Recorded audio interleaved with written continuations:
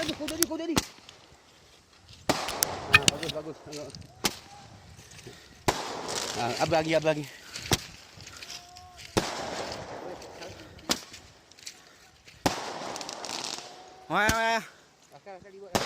Syederalun, sejumlah gajah liar kembali memasuki perkampungan dan merusak kebun milik warga di Kecamatan Pintu Rimegayo, Kabupaten Bener Meriah. Anaknya Sarah.